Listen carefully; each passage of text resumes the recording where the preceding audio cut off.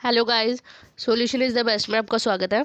आज मैं आपके साथ डिस्कस करने वाली हूँ BA program 5th semester education का मेकिंग द वर्कप्लेस इंक्लूसिव का एक लास्ट चैप्टर रह गया था, 7 चैप्टर भारतीय पुनर्वास परिषद अधिनियम और जो है विकलांगता पर जो राष्ट्रीय नीति बनाई गई थी 2006 में, तो उससे रिलेटेड जितने भी एक्ट पास किए गए थे तो उससे रिलेटेड ये सारे टॉपिक इसमें हैं।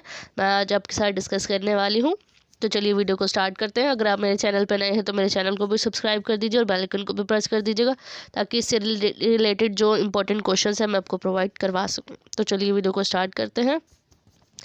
सबसे पहला टॉपिक है भारतीय पुनर्वास परिषद अधिनियम। इससे पहले हमने टॉपिक पढ़ा था 6 चैप्टर में कि कुछ विकलांगता से रिलेटेड कुछ नियम वगैरह बनाए गए थे, कुछ एक्ट वगैरह पास किए गए थे। तो इसके अलावा भी जो है भारतीय पुनर्वास परिषद अधिनियम, जिसे इंग्लिश में बोला जाता है आरसीआई, जो 1992 में लागू किया गया था। तो इससे पहले 6 चैप्टर में हमने दो चीज़ पढ़ी थी। दो चीज़ में था कि पीडब्ल्यूडी और आरपीडब्ल्यूडी के बारे में। तो ये भी कानून थे जिसमें समान अधिकार देने के लिए 1995 में एक्ट पास किया गया था। दूसरा था 2016 में आरपीडब्ल्यूडी, जिसे बोला जाता था विकलांग व्यक्तियों के अधिकार अधिनियम। तो उससे रिलेटेड सारे जो इम्पोर्टेंट क्वेश्चंस हैं मैंने कवर करवा दिए, क्या क्या उसमें प्रावधान जारी किए गए थे वो बता दिए। अब आता है भारतीय पुनर्वास परिषद अधिनियम, जो 1992 में एक्ट पारित किया गया था। सबसे पहले हम जान लेते हैं कि पुनर्वास क्या होता है। पुनर्वास होता है एक प्रकार से, अगर मैं नॉर्मली बताऊं, कि समाज से पिछड़े हुए जितने भी लोग होते हैं, जाति के आधार पर भी देखा गया है, जैसे कि लिंग के आधार पर भी देखा गया है, धर्मों के आधार पर भी देखा गया है। तो पुनर्वास होता है एक प्रकार से देखा जाए कि सामाजिक दृष्टि से अगर कोई अलग होता है, भटका हुआ इंसान हो गया या उससे अलग हो गया, पिछड़ा हुआ हो गया, तो उसको दोबारा से समाज से जोड़ना ही पुनर्वास कहलाता है। लेकिन इसमें स्पेशली जो है वो भारतीय पुनर्वास परिषद अधिनियम इन लोगों के लिए लागू किया गया है जो समाज से पिछड़े लोग हैं। वो लोग जो सामाजिक रूप से, आर्थिक रूप से, मानसिक रूप से जो है बिल्कुल अलग है, बिल्कुल समाज से बिल्कुल अलग थलग हो गए हैं। तो वो जिन्हें बोला जाता है एक प्रकार से विकलांग लोग जो होते हैं। विकलांगता से रिलेटेड पूरा टॉपिक है जिसमें बहुत सारे अधिनियम वगैरह पास किए गए हैं। तो भारतीय पुनर्वास परिषद एक अधिनियम था, एक्ट था, जिसके तहत ये कहा गया था दोबारा से ही समाज में जितने भी विकलांग व्यक्ति हैं उनको दोबारा से समाज में पूर्ण भागीदारी देना। उनकी जो गतिविधि है, मतलब कि उनकी जो भी एक्टिविटीज़ हैं उनको जो है समाज में इन्वॉल्व करने के लिए ज़्यादा उनको प्रेरित करना। तो इसके लिए ये एक्ट पारित किया गया था। तो ये पूरा इसमें यही बताया गया है कि पुनर्वास होता क्या है। लेकिन ये पुनर्वास का जो है ये पूरा टॉपिक मैंने बता दिया। और अब आता है कि जो 1970 है, 1970 के स्टार्टिंग में ही तो ऐसा हुआ था कि जो भारत सरकार का जो है वो शारीरिक रूप से बाधित बालिकाओं के लिए समन्वित शिक्षा कार्यक्रम बनाने पर जोर देना शुरू हो गया था। 6 चैप्टर में भी मैंने ये बताया था कि 1970 में से ही स्टार्टिंग में ही, उसी की स्टार्टिंग में ही जो विकलांग लोग हैं उन पर फोकस ज़्यादा रहने लगा था भारत सरकार का। और जिसमें ऐसे लोग इन्वॉल्व हुए थे जिसमें आ जाता है कि मानसिक बाधिता, मानसिक मतलब कि मेंटली जो डिसेबल लोग होते हैं, दृष्टि बाधित मतलब जिनको दिखाई नहीं देता, वाणी बाधित मतलब कि जिनको बोलने में परेशानी आती है, अधिगम असमर्थता, श्रवण दोष मतलब जिनको सुनाई नहीं देता, तो वो अपंग बालकों की श्रेणी में इन्हें रखा गया है, जिसपे ज़्यादा फोकस करने के लिए भारत सरकार द्वारा कुछ कानून या नियम बनाए गए। भारतीय पुनर्वास अधिनियम जो होता है भारतीय संसद द्वारा सन 1992 में पारित किया गया था। लेकिन इसका जो संवैधानिक रूप है कब हुआ था? 1993 में। 1992 में इसका एक्ट पारित हुआ था, लेकिन ये फाइनली जब लागू हुआ था वो हुआ था 1993 में। भारतीय पुनर्वास परिषद को सरकार द्वारा यह अधिकार प्राप्त है कि जो योग्य व्यक्तियों, अपंग बालकों के पुनर्वास के क्षेत्र में काम कर रहे, जैसे विशेष शिक्षा में शामिल शिक्षक, कर्मचारी, पाठ्यक्रम निर्धारणकर्ता आदि लोगों का लेख तैयार करना। अब ये समझना है कि क्या है कि जो पुनर्वास परिषद है, जो ये एक्ट पारित किया गया है भारतीय पुनर्वास परिषद, उसको सरकार से ये मान्यता प्राप्त है, इस चीज़ की परमिशन उन्हें मिली हुई है ऐसे शिक्षकों का लेखा जोखा तैयार करना, जो अपंग बालकों को लेकर ज़्यादा काम करते हैं, उनके क्षेत्रों में काम कर रहे होते हैं, जिनमें इन्वॉल्व होते हैं कौन कौन? ऐसे शिक्षक जो विशेष शिक्षा में शामिल होते हैं, ऐसे कर्मचारी, और पाठ्यक्रम निर्धारण जो एग्ज़ाम्स वगैरह होते हैं, कोई भी पुस्तक वगैरह होती है, एजुकेशन से रिलेटेड जो भी फैसले वगैरह लिए जाते हैं, ऐसे लोगों का लेखा जोखा तैयार करना, उनको सही प्रकार से उनको व्यवस्थित करना इनका काम होता है भारतीय पुनर्वास परिषद का। ऐसे लोगों का लेखा जोखा तैयार करना है, क्योंकि वो लोग जो होते हैं ऐसे शिक्षक हो गए या पाठ्यक्रम निर्धारण हो गए। पाठ्यक्रम निर्धारण जैसे कि मैंने बताया है कि जो एजुकेशन से रिलेटेड जितनी भी चीज़ें होती हैं, जितने भी चेंजेस करने होते हैं, उनको बोला जाता है। और ऐसे लोगों का ये लोग लेखा जोखा रखते हैं और उनकी पुष्टि करते हैं अच्छे से, मतलब इनका ध्यान दिया जाता है इन सब चीज़ों में कि वो सही प्रकार से कार्य कर रहे हैं अपंग बालकों की श्रेणी में जो लोग वर्क कर रहे होते हैं, इनके क्षेत्र में जो वर्क कर रहे होते हैं, और उनको मान्यता प्रदान करना। मान्यता मतलब उनको अप्रूवल देना इस चीज़ के लिए कि वो कार्य करें या ना करें उनके क्षेत्र में वर्क करने वाले। और पुनर्वास परिषद एक सरकारी संस्था है। यह संस्था योग्य, वंचित और विशिष्ट आवश्यकता वाले बालकों के लिए जो भी प्रशिक्षण कार्यक्रम व कोर्स बनाए गए हैं उनको नियंत्रित करता है। इट मीन्स कि जो संस्था है, योग्य, वंचित और विशिष्ट आवश्यकता वाले जो बालक होते हैं उनके लिए कोई भी प्रशिक्षण कार्यक्रम होगा। प्रशिक्षण कार्यक्रम मतलब जो ट्रेनिंग वगैरह उनको दी जाती है, ऐसी एक्टिविटीज़ दी जाती है उनको कराने के लिए, और कैसे ऐसे कोर्स बनाए जाते हैं उनके लिए, तो उनको कंट्रोल में रखना, उनको नियंत्रित करना होता है इनका काम। यह उन अयोग्य लोगों के खिलाफ सख्त कार्रवाई का भी प्रावधान करता है जो बिना प्रशिक्षण के विकलांग व्यक्तियों को सेवाएं दे रहे थे। ऐसे लोगों के अगेंस्ट भी ये कार्यवाही करने का अधिकार इसको मिला हुआ है। जो भारतीय पुनर्वास परिषद है उनको इस बात का अधिकार मिला हुआ है सरकार से कि अगर विकलांगता के क्षेत्रों में अगर काम करने वाले जितने भी अयोग्य लोग हैं, जिनको इस चीज़ का कोई एक्सपीरियंस ही नहीं है कि विकलांग लोगों को कैसे प्रशिक्षण देना है, कैसी ट्रेनिंग देनी है, उन्हें किस प्रकार से उनकी एजुकेशन वगैरह करनी होती है, एजुकेशन का ध्यान रखना होता है, तो वो लोग अगर वो इस चीज़ का एक्सपीरियंस नहीं है तो फिर भी वो इस क्षेत्र में कार्य कर रहे होते हैं, इस फील्ड में वर्क कर रहे होते हैं, तो उनके अगेंस्ट भी कार्यवाही करने का अधिकार है आरसीआई को। आरसीआई जो है भारत में एकमात्र वैधानिक परिषद है। वैधानिक मतलब वैधानिक कानूनों के अनुसार ये एक परिषद बनाया गया, एक प्रकार से कानून के अनुसार ही इसको बनाया गया है, जिस पर केंद्रीय पुनर्वास रजिस्टर को बनाए रखने की जिम्मेदारी होती। केंद्रीय पुनर्वास रजिस्टर को, केंद्रीय पुनर्वास जो क्षेत्रों में काम करने वाले जितने भी लोग होते हैं, बच्चे होते हैं, उनका लेखा जोखा तो ये रखते ही हैं, तो उन पर फोकस करने के लिए, उनको बनाए रखने के लिए इनका काम होता है। और ये विकलांग व्यक्तियों के सार्थक पुनर्वास की प्रक्रिया में आने वाली जितनी भी बाधाएं हैं और कमियों की पहचान करने पर भी काम करता है। पुनर्वास जो है, क्या नाम है, विकलांग व्यक्तियों का जो पुनर्वास है, पुनर्वास की प्रक्रिया में जितनी भी आने वाली बाधाएं वगैरह है, उनकी कमियों को जांच करता है, उस पर फोकस करता है, उसमें चेंजेस करने का काम भी इसका होता है। ये तो मैंने बता दिया कि आरसीआई होता क्या है, इसका काम क्या है, किसके अगेंस्ट क्या क्या करता है। अब आता है इसके कार्य क्या होते हैं। वैसे तो आरसीआई बता दिया कि एग्जैक्टली आरसीआई किस चीज़ के लिए बनाया गया है, क्यों बनाया गया है विकलांग लोगों के लिए। अब इनका नॉर्मली जो इनका एक उद्देश्य तो बता दिया कि उद्देश्य इनका क्या होता है। अब आता है इसके कार्य करने मतलब कि भारतीय पुनर्वास परिषद जो है उनका काम क्या होता है।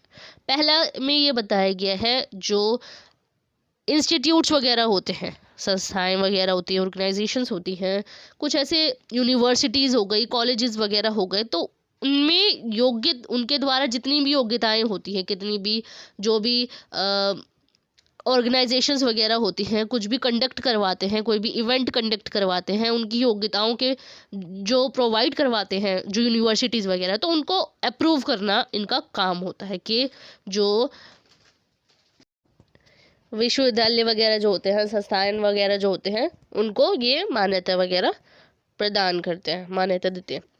नेक्स्ट आता है जो आरसीआई है, उसके पास क्या होता है कि अध्ययन के पाठ्यक्रम मतलब कि जो स्टडी करी जाती है, जो एजुकेशन प्रोवाइड करवाई जाती है, और परीक्षा के बारे में जितनी भी जानकारी होती है उनको प्राप्त करने का ये अधिकार है कि किस प्रकार से उनके लिए जो एग्ज़ाम्स है कंडक्ट करवाए जा रहे हैं, किस प्रकार की उनकी जो शिक्षा है, एजुकेशन है, वो उनको प्रोवाइड करवाई जा रही है, तो ये अधिकार है वो जानने का। तीसरा है कि परीक्षाओं के स्वतंत्र और निष्पक्ष कामकाज को सुनिश्चित करने के लिए परीक्षाओं में निरीक्षकों और आगंतुकों को नियुक्त करने की शक्ति है। इट मीन्स कि जो परीक्षा है, परीक्षा को स्वतंत्र रूप से कंडक्ट करवाने के लिए जो एग्ज़ाम्स वगैरह जो होते हैं यूनिवर्सिटीज़ में, स्कूल्स वगैरह में, कुछ कॉलेजेस वगैरह में, तो उनको सुनिश्चित करने के लिए, उनको सही प्रकार से उसको अच्छे से कंडक्ट करवाने के लिए तो परीक्षाओं में होने वाले जितने भी एग्जामिनर्स होते हैं, निरीक्षक, एग्जामिनर्स वगैरह, आगंतुओं मतलब कि जो विजिटर्स वगैरह होते हैं, देखा गया है कि स्कूल्स में बच्चों को देखने के लिए विजिट करते हैं कुछ टीचर्स वगैरह, विजिटर्स जिन्हें बोला जाता है वो आगंतुकों बोला जाता है जिसे इंग्लिश में, हिंदी में, और इसे इंग्लिश में बोला जाता है विजिटर्स जो होते हैं एग्जाम्स पे आने वाले। तो उनको नियुक्त करने की शक्ति होती है आरसीआई के पास। इन्हीं के द्वारा जो विजिटर्स हैं, जो एग्जामिनर्स हैं, उनको कंडक्ट करवाया जाता है। नेक्स्ट आता है कि आरसीआई पुनर्वास के क्षेत्र में पेशेवरों के प्रशिक्षण के लिए विभिन्न संस्थानों का मूल्यांकन और अनुमति प्रदान करता है और किसी भी लापरवाही और कर्तव्य का पालन ना करने के मामले में उनकी मान्यता और इसे वापस लेने की शक्ति भी रखता है। पुनर्वास के क्षेत्र में जितने भी पेशेवर होते हैं, पेशेवर मतलब कि जो बिजनेस डेवलप करने के लिए जितने भी उनको ट्रेनिंग वगैरह दी जाती है, तो ऐसे संस्थाएं, इंस्टीट्यूट जो होते हैं, ऐसे संस्थाएं जो होती हैं, उनका मूल्यांकन करता है, उनको फोकस करता है उस चीज़ पर देखकर कि किस प्रकार से उनको एजुकेशन प्रोवाइड करवाई जा रही है, क्या वो सही है या गलत। अगर किसी भी प्रकार की अगर उसमें लापरवाही की जाती है, कैसे लोगों के लिए, जो विकलांग लोग होते हैं, विकलांग लोगों के लिए स्पेशल ट्रेनिंग वगैरह दी जाती है। अब स्पेशल ट्रेनिंग देने के लिए वो इंस्टीट्यूट्स एलिजिबल है या नहीं है, तो उस पर फोकस किया जाता है इनके थ्रू, आरसीआई के थ्रू। और अगर कोई लापरवाही करता है तो वो उनको अगर अप्रूवल दे दिया गया है तो उसे वापस लेने का भी अधिकार इनको है।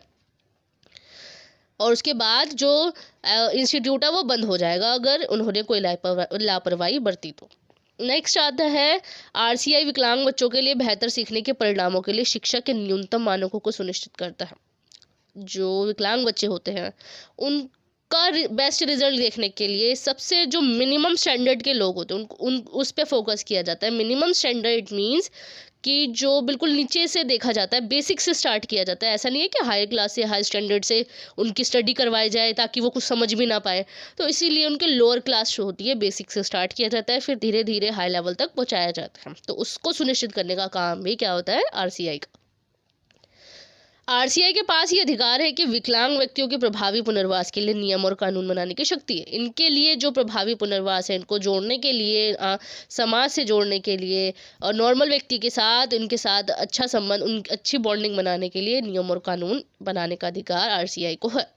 और ये अपराधों को ध्यान में रखते हुए उसके खिलाफ गंभीर कार्यवाही भी करता है। अगर इसके थ्रू अगर कोई इंस्टीट्यूट्स वगैरह, कोई ऐसा जो विकलांगों के साथ अगर कोई अपराध करता है, ऐसा कोई अपराध करता है, गैर कानूनी काम करता है, तो उसके खिलाफ जो है कार्यवाही करने का अधिकार भी इसको होता है। तो ये कार्य है एक प्रकार से। अगर अब पूछा जाए कि जो भारतीय पुनर्वास परिषद है, इसका क्या मतलब है और ये एक्ट क्यों पारित किया गया था, वो विकलांगों के लिए पारित किया गया था, उसके क्या कार्य हैं ये बताए गए थे, और क्या क्या नियम वगैरह बनाए गए हैं वो बताने हैं इसमें कि क्या क्या कार्य था। अब आता है कि विकलांग व्यक्तियों पर राष्ट्रीय नीति। पहले मैंने बताया था कि 1995 में एक PWD एक्ट पास किया गया था, उसके बाद हुआ था 2016 में उसको चेंज कर दिया गया था। अब इसमें है कि 1992 में ये एक्ट पारित किया गया था भारतीय पुनर्वास परिषद, लेकिन उसके बाद विकलांग व्यक्तियों पर राष्ट्रीय नीति, एक नीति बनाई गई थी इनके लिए 2006 में। ऐसे एक्ट पारित किए गए थे ताकि ये सबसे स्पेशल जिसे बोला जाता है, सबसे व्यापक तौर पर बहुत ज़्यादा इस नीति को बनाया गया था भारत द्वारा। ये इस नीति को बनाया गया था ताकि अच्छे से जो है विकलांग बच्चों के लिए जो उनकी भागीदारी है उनको सुनिश्चित किया जा सके, जिसमें बहुत सारी एजेंसियां आ गई और उनकी भूमिका और जिम्मेदारियों का उल्लेख करने के साथ साथ कुछ अक्षमताओं वाले जो लोग हैं उनकी गंभीरता को भी इसमें इन्वॉल्व किया गया है। वैसे तो एजेंसियों को भी फोकस किया गया है कि कुछ एजेंसियों की जो इन्वॉल्वमेंट है, भूमिका देखी गई है, उसमें क्या रोल है उनका और उनकी जिम्मेदारियों का भी उल्लेख किया है इसमें, और साथ ही साथ जो विकलांग लोग हैं, जो बच्चे हैं, उनकी अक्षमता और उनकी गंभीरता को भी इसमें इन्वॉल्व किया है। 2006 जो है ये राष्ट्रीय नीति किस लिए बनाया गया है, जो विकलांग बच्चे हैं उनकी बेहतर जीवन उनको जीने के लिए उसी दिशा में एक महत्वपूर्ण कदम इन्होंने उठाया गया था। इनका उद्देश्य क्या था कि जो विकलांग है, विकलांगों के लिए बाधा मुक्त वातावरण सुनिश्चित करना। बाधा मुक्त वातावरण इट मीन्स कि ऐसा एनवायरनमेंट तैयार करना ताकि उनको किसी भी परेशानी का सामना करना ना पड़े, और पुनर्वास सेवाओं में सुधार करना था। पुनर्वास सेवाएं इट मीन्स कि जैसे कि मैंने बताया कि पुनर्वास क्या होता है, कि पुनर्वास होता है कि सामाजिक रूप से जो पिछड़े हुए लोग होते हैं, जो आर्थिक मानसिक रूप से जो कमज़ोर व्यक्ति होते हैं, बिल्कुल अलग थलग होते हैं, तो उनको दोबारा से समाज के साथ जोड़ना, उनकी जो भागीदारी है उसको सुनिश्चित करना। तो ऐसी सेवाएं जो उनको प्रदान की जाती है, जैसे विकलांगता को सबसे ज़्यादा फोकस विकलांग लोगों पर किया गया है, तो उन सेवाओं में सुधार करना इनका काम है। अब आता है कि जो विकलांग व्यक्ति है उनके लिए राष्ट्रीय नीति जो है वो ये मानती है कि जो विकलांग है एक मूल्यवान मानव संसाधन है। मूल्यवान मतलब वैल्यूएबल मानव संसाधन है एक प्रकार से विकलांग जो है, और ये समान अवसर प्रदान किए जाने पर वो बहुत ज़्यादा, जिसे बोला जाता है, गुणवत्ता वाला जीवन जी सकते हैं। मतलब बहुत अच्छी लाइफस्टाइल वो जी सकते हैं अगर उन्हें समान अधिकार जो है, जो इक्वल राइट्स अगर उन्हें प्रोवाइड करवाई जाएगी, समाज में पूर्ण भागीदारी उनको सुनिश्चित की जाएगी, तो वो अच्छी लाइफस्टाइल अपनी जी सकते हैं, इनका मानना है। और जो ये नीति है वो मुख्य रूप से विकलांग महिलाओं और बच्चों के पुनर्वास, अच्छी गुणवत्ता वाले समावेशी शिक्षा सुनिश्चित करने, बाधा मुक्त पहुंच प्रदान करने, समाज में पूर्ण भागीदारी और सामाजिक सुरक्षा पर केंद्रित है। ये जो नीति है किस पर फोकस है, सबसे ज़्यादा विकलांगता पे, तो विकलांग व्यक्ति पर तो फोकस किया है ये नीति, लेकिन सबसे ज़्यादा विकलांग महिलाओं पे ज़्यादा फोकस किया है और विकलांग बच्चों पर फोकस किया है, ताकि वो समाज में पूर्ण भागीदारी उनकी जो है वो सुनिश्चित कर सके। समानता के से रिलेटेड भी जो है टॉप अधिनियम पारित किए गए थे, तो उससे रिलेटेड जो है वो शिक्षा सुनिश्चित करने के लिए भी, कि जो विकलांग बच्चे हैं उनकी शिक्षा भी अच्छे से हो सके समान रूप से, और बाधा मुक्त जो पहुंच है उनकी प्रदान किए, जैसे कि ट्रैवलिंग में उनको कोई परेशानी उत्पन्न ना हो, तो वो सब इसमें। और ख़ास करके सामाजिक सुरक्षा, ये सामाजिक सुरक्षा पर भी सबसे ज़्यादा केंद्रित है। क्यों? क्योंकि सामाजिक रूप से उन्हें पिछड़ापन रखा जाता था, उन्हें बहुत ज़्यादा पॉइंट ऑफ व्यूज़ ऐसे बैड कमेंट्स आते थे उनके लिए कि कैसी है नहीं है, तो वो सब उन पर भी फोकस किया जाता था ताकि उन्हें किसी परेशानी का सामना ना करना पड़े। अब आता है कि कुछ प्रावधान, कुछ नियम वगैरह जारी किए गए थे विकलांग व्यक्तियों के लिए, जिसमें पहला था कि रोकथाम, प्रारंभिक पहचान और हस्तक्षेप। इसमें ये बताया गया राष्ट्रीय नीति, इनका काम ये है सबसे पहले जो विकलांगता है उनके रीजंस का पता लगाना कि विकलांगता किस रीजन से होती है, इसका पहला बताना। और अगर विकलांगता होती है किसी व्यक्ति को, अगर विकलांग कोई व्यक्ति नज़र आता है, तो उसकी रोकथाम किस प्रकार से की जाए उस पर फोकस किया जाता है।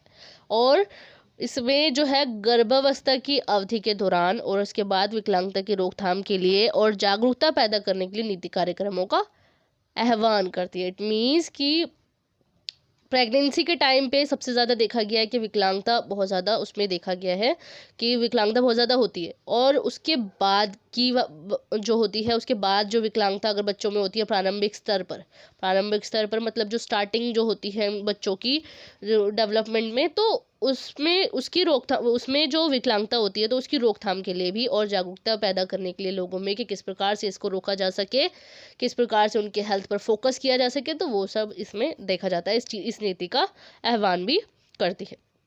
बाधा मुक्त वातावरण, अगर विकलांग व्यक्ति है उनकी पूर्ण भागीदारी समाज में या किसी चीज़ में फोकस करने के लिए, उस पर उनकी सुनिश्चित करने के लिए राष्ट्रीय नीति ऐसा वातावरण नियुक्त करती है, ऐसे वातावरण बनाने में लगी रहती है जिसमें किसी भी परेशानी का सामना करने की ज़रूरत ना पड़े किसी विकलांग व्यक्ति को। जैसे कि ट्रैवलिंग में फैसिलिटीज़ प्रोवाइड करवाना, इट मीन्स कि अगर बस में कोई ट्रैवल कर रहा है तो उसकी स्टैंड वगैरह बना देना, ताकि किसी बच्चे को, किसी व्यक्ति को बैठने में या किसी भी चीज़ में परेशानी उत्पन्न ना हो। या ट्रैवलिंग इट मीन्स कि कुछ ऐसी चीज़, जैसे कि एग्जांपल के रूप में एक और मैं बताऊं, जैसे कि मेट्रो में कोई ट्रैवल करता है, ट्रेन में कोई ट्रैवल करता है, तो उनके लिए बेस्ट सीट फैसिलिटीज़ वगैरह उसमें प्रोवाइड करवाई जाए। तो वो इस पे भी फोकस किया जाता है, ऐसा डिज़ाइन बनाया जाएगा, ऐसी ऐसी जैसे ट्रैवलिंग के लिए होता है कि उनके लिए व्हील चेयर वगैरह बनाई जाती है, जैसे कि जिनको चलने फिरने में दिक्कत आती है, अगर वो विकलांग है तो उनको व्हील चेयर प्रोवाइड करवाई जाती है। अगर उनके हाथ में प्रॉब्लम है तो उनके लिए कुछ स्टैंड्स वगैरह बनाए जाते हैं, ताकि उनके हाथ में परेशानी उत्पन्न ना हो और वो सही प्रकार से कार्य कर सके। और जो है ऐसा डिज़ाइन बनाया जाता है, चाहे वो भवनों का हो, चाहे पार्क का हो, चाहे वो परिवहन प्रणाली, परिवहन मतलब व्हीकल्स वगैरह जो होते हैं, उनको बाधा मुक्त बनाया जाए, ताकि वो अच्छे से ट्रैवल कर सके, आ जा सके, किसी भी परेशानी उनका उनका किसी परेशानी का सामना ना करना पड़े। अब आता है विकलांग बच्चे। हमारे समाज में सबसे ज़्यादा ध्यान देने योग्य कौन सा समूह है? विकलांग। क्योंकि बच्चे होते हैं, बच्चे जो होते हैं उन पर ज़्यादा फोकस किया जाता है, तो उनकी देखभाल के लिए उनका विशेष ध्यान देने की उन पर ज़्यादा आवश्यकता है, उस चीज़ की ज़्यादा इम्पोर्टेंट है इस चीज़ के लिए। और जो है वो विकलांग बच्चों के लिए जो है ये नीति बनाई गई है, विशेष पुनर्वास सेवाओं के साथ साथ उन्हें शिक्षा भी दी जाए सही प्रकार से, और जो उनको स्वास्थ्य वगैरह पे भी फोकस किया जाए, और व्यावसायिक प्रशिक्षण के लिए भी समावेशन का वादा करती है। जो ये नीति बनाई गई है जो व्यावसायिक प्रशिक्षण मतलब कि जो उनको बिजनेस डेवलपमेंट के लिए जितनी भी जो भी ट्रेनिंग वगैरह दी जाती है, उनके जो हेल्थ पे फोकस ज़्यादा किया जाए, तो ये इस चीज़ का ये वादा करती है कि वो उन पर फोकस किया जाएगा, उनको सही प्रकार से नियंत्रित किया जाएगा।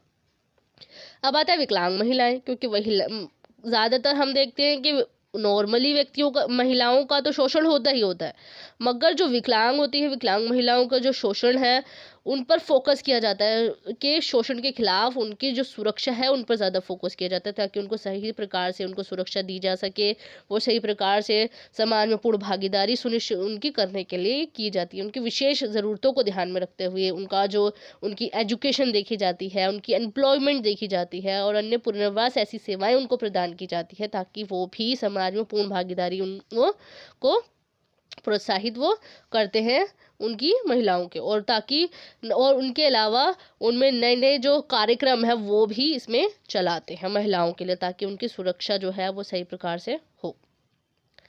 सामाजिक सुरक्षा।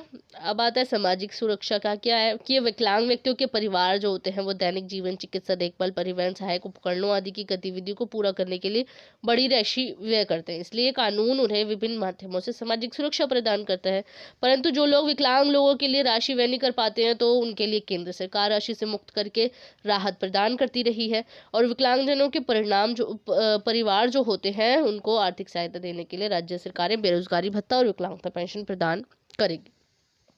इस नीति के तहत ये कहा गया था, क्योंकि ऐसा होता है कि जो अमीर घर के लोग होते हैं वो अपने विकलांग व्यक्ति के लिए पैसा खर्च कर देते हैं, ताकि वो उनकी विकलांगता है उनको नई नई फैसिलिटीज़ वगैरह प्रोवाइड करवा देते हैं। लेकिन जो गरीब लोग होते हैं वो विकलांग व्यक्ति के लिए ज़्यादा से ज़्यादा क्या कर लेंगे, ज़्यादा से ज़्यादा उनकी फैसिलिटीज़ उनको ज़्यादा प्रोवाइड नहीं करवाया जा सकता। तो ऐसा होता है कि वो कानूनी उनको सपोर्ट मिलता है, उनको सुरक्षा दी जाती है, सामाजिक सुरक्षा प्रदान करता है कानून की तरफ से, और ये नीति जो है इसकी तरफ से इनको सामाजिक सुरक्षा प्रदान की जाती है। और साथ ही साथ जो है वो केंद्र सरकार राशि से मुक्त करके राहत प्रदान कर रही है। जो केंद्र सरकार है वो तो राहत प्रदान कर ही रही है, इनको फैसिलिटीज़ वगैरह फ्री में प्रोवाइड करवाई रही है, साथ ही साथ उन्हें आर्थिक सहायता भी दी जा रही है गवर्नमेंट की तरफ से, ताकि और किसके रूप में, बेरोजगारी भत्ता के रूप में, और विकलांगता पेंशन भी इनको प्रदान की जाती है। जो विकलांग लोग होते हैं उनको फैसिलिटीज़ प्रोवाइड करवाई जाती है, आर्थिक सहायता उनको दी जाती है। अब आता है खेल, मनोरंजन और सांस्कृतिक गतिविधियाँ। इसमें ऐसा होता है कि मनोरंजन वगैरह खेल कूद में उनको सब अलग रखा जाता है विकलांग लोगों को, बिल्कुल के, ताकि उनको कोई तकलीफ ना हो, कोई चोट वोट ना लग जाए किसी भी चीज़ के लिए। लेकिन उनका जो खेल है, मनोरंजन है और सांस्कृतिक गतिविधि है, उसका जीवन और मानसिक स्वास्थ्य के विकास में भी सकारात्मक प्रभाव पड़ता है इस चीज़ का, क्योंकि ताकि वो किसी चीज़ में इन्वॉल्व होंगे, खेल में इन्वॉल्व होंगे, मनोरंजन एंटरटेनमेंट में इन्वॉल्व होंगे और सांस्कृतिक गतिविधियों में भी इन्वॉल्व होंगे, तो उनका जो होता है वो सकारात्मक प्रभाव तो पड़ता है उसमें। और ऐसी गतिविधि और सुविधाओं को उपयोग करने का भी अधिकार है। क्यों? नॉर्मल व्यक्ति जो है, नॉर्मल व्यक्ति की तरह उन्हें ऐसी सुविधाएं वगैरह जो मिली जाती हैं वो भी प्राप्त करने का उनको अधिकार मिला गया है। उनको समान भागीदारी दी गई है नॉर्मल व्यक्ति की तरह ही। इसमें कुछ ऐसे कदम उठाए गए हैं ताकि समान व्यक्ति की तरह विकलांग व्यक्ति भी खेल कूद सके, जो सामाजिक जो रूप से जो कार्यक्रम वगैरह हैं उनमें भागीदारी ले सके। अब बात है कि विकलांग व्यक्तियों पर राष्ट्रीय नीति जो बनाई गई है उनकी कुछ सीमाएं हैं, कुछ कमियां वगैरह इसमें बताई गई हैं। पहली कमी इसमें ये बताई गई है कि ज़्यादातर विकलांगजन होते हैं इस नीति के प्रावधानों से अनजान हैं। जितने भी वैसे देखा जाए तो उच्च तबके के लोग जो होते हैं वो विकलांगजनों की इस नीति से जो ये प्रावधान उनके लिए बनाए गए हैं वो तो जानते हैं, लेकिन नीचे तबके के लोग जो गरीब होते हैं, बहुत नीचे टाइप के होते हैं, जो मिडिल क्लास या लोअर क्लास की फैमिलीज़ जो होती हैं, तो वो इन नीतियों से अनजान है बिल्कुल। उनको पता ही नहीं है कि इन नीतियों का किस प्रकार से लाभ उठाया जा सके, और जो है इनकी सेवाएं जो है लाभ उठाने की प्रक्रिया जो है इनकी बहुत ज़्यादा थकाऊ है और समय लेने वाली है। इसकी वजह से विकलांग है सेवाओं का लाभ उठाने के लिए जो है विकलांगता प्रमाण पत्र होना अनिवार्य है, जिसे बनवाने के लिए विश्वविद्यालयों और संस्थानों में जाने की आवश्यकता होती है, जिसमें गरीब व कमज़ोर व्यक्ति असफल हो जाते हैं। मतलब कि सेवाओं को लाभ उठाने के लिए विकलांगता प्रमाण पत्र की ज़रूरत होती है ताकि तभी वो सेवाएं जो है उनको प्रदान की जाएगी।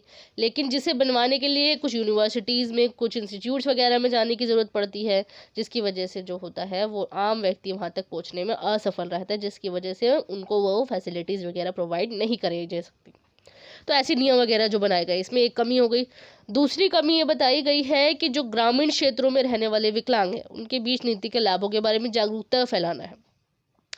ऐसा हुआ था कि ये सिर्फ शहरी क्षेत्रों में ही उपलब्ध है। जो ये नीतियाँ बनाई गई हैं वो शहरी क्षेत्रों में ही उपलब्ध है, ये ग्रामीण क्षेत्रों में उपलब्ध नहीं है।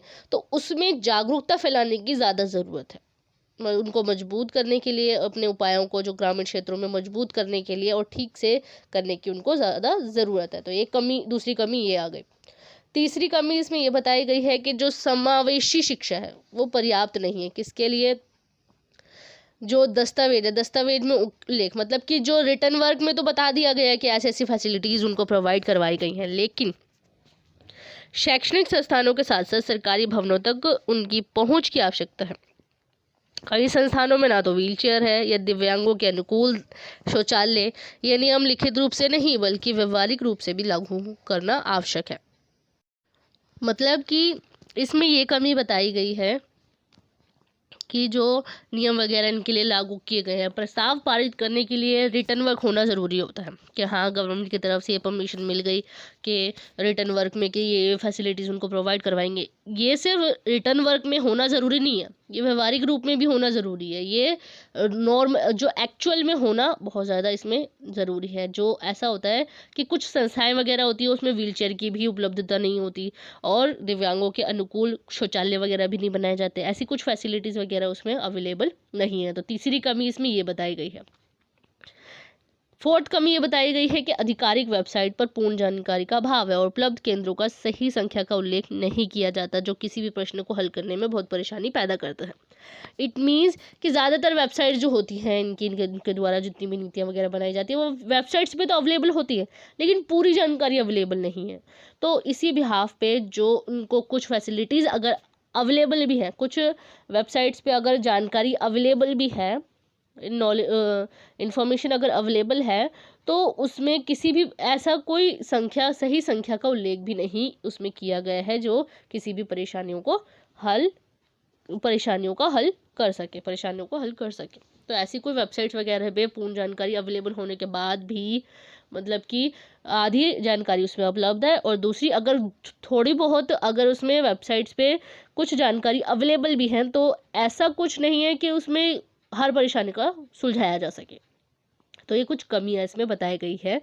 पहले में बताया था मैंने भारतीय पुनर्वास परिषद, दूसरे में बताया था मैंने जो विकलांगता पर राष्ट्रीय नीति बनाई गई थी 2006 में। तो इसमें एक इम्पॉर्टेंट क्वेश्चन आ सकता है कि जो भी भारतीय पुनर्वास परिषद है इससे रिलेटेड आ सकता है टॉपिक कि क्या क्या जो नियम वगैरह बनाए गए थे, लागू किए गए थे और क्या क्या कार्य है भारतीय पुनर्वास परिषद का, वो बताना है इसमें।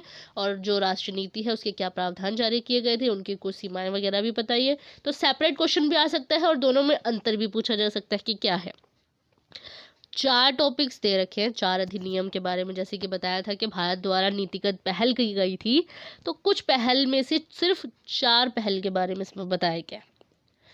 पहला अधिकार वाला जो PWD था, और दूसरा ये भारतीय पुनर्वास परिषद अधिनियम, तीसरा RPWD जो समान अधिकार प्रोवाइड करवाया गया था, और चौथा राष्ट्रीय नीति जो बनाई गई थी। ये 4 प्रकार की नीतियाँ इसमें पूरी बुक में इसमें बताया गया है, तो ये पर्टिकुलर टॉपिक भी इसमें आ सकता है। And thanks for watching my video.